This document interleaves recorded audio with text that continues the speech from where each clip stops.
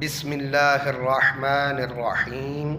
اگر دولت کو سنبھال سکتے ہو تو کسی بھی نماز کے بعد سینے پہ ہاتھ رکھ کر 21 مرتبہ اس چھوٹی سی سورت کو پڑھ لیں، ایک خاص طریقہ سے جو میں آپ کو آج کی گفتگو میں بتاؤں گا، تو انشاءاللہ آپ کو اپنا ذاتی مکان، گاڑی اور بے تحاشا دولت مل جائے گی۔ محترم ناظرین، آج کا خاص وظیفہ میں آپ کو بتانے جا رہا ہوں۔ یہ ایک خاص عمل ہے جو میں آپ کے ساتھ شیئر کر رہا ہوں۔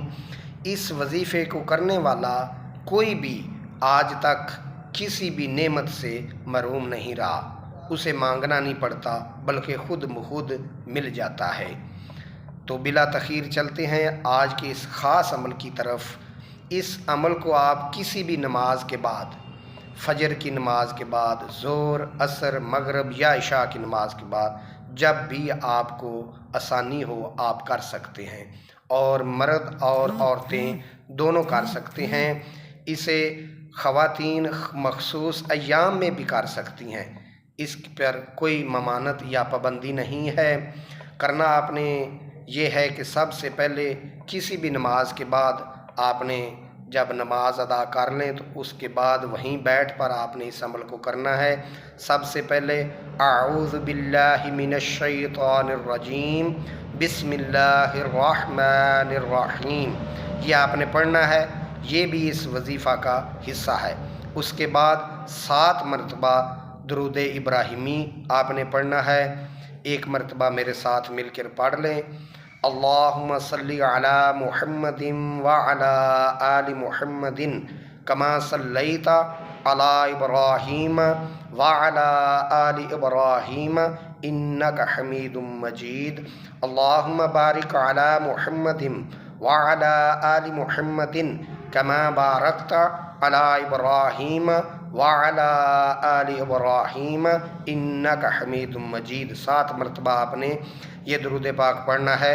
اگر کسی بہن بھائی کو یہ درود پاک نہیں آتا تو کوئی بھی درود پاک آپ پڑھ سکتے ہیں۔ اس کے بعد 21 مرتبہ سینے پر ہاتھ رکھ کر آپ نے قرآن پاک کی چھوٹی سی صورت ہے، سورۃ الکوثر، کوثر کے نام کی صورت، یہ آپ نے 21 مرتبہ اپنے سینے پہ ہاتھ رکھ کے پڑھنا ہے۔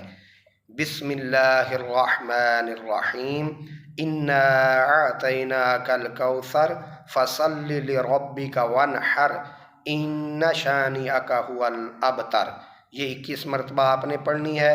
اس کے بعد وہیں بیٹھے بیٹھے آپ نے 100 مرتبہ 100 دانوں کی ایک تسبیح لا حول ولا قوت الا باللہ، یہ آپ نے پڑھنی ہے۔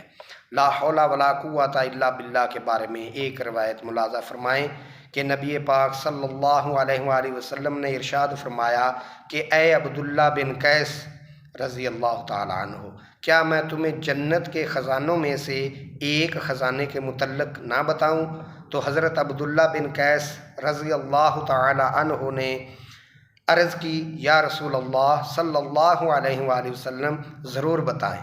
تو آپ صلی اللہ علیہ وآلہ وسلم نے فرمایا کہ کہو لا حول ولا قوت الا باللہ۔